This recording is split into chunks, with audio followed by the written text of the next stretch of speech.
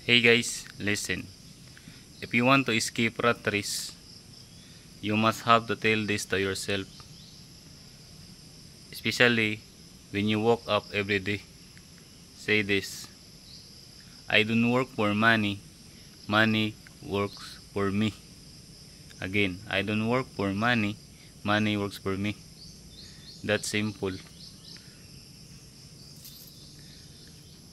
Kapag sinabi mo yan araw-araw, bago ka gumising, may mangyayari talaga. Makikita mo yung sarili mo na may mababago ba?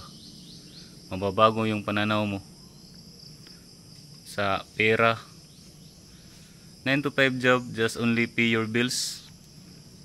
9 to 5 job just only pay your bills and sleep for money. Go to school, get a job, and then pay taxes.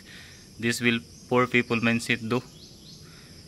They are going to buy a house because they think that house was an asset. No, it's just a liabilities. The only way out of the system that they will create, again, the only way out of the system that they will create is ownership. Ownership. No boss, no begging, no clacking. If you have money, use it well and invest on real estate and multiply it.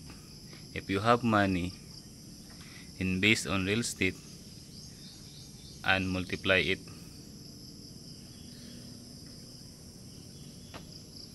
Again, if you have money, use it well, invest on real estate and multiply it. Don't save money to buy a nicer car, or don't save money to build a nicer home or nicer house. Save money for emergency funds only, because health is wealth. So maro to guys. Thank you. See you at the top, dog. Bye bye.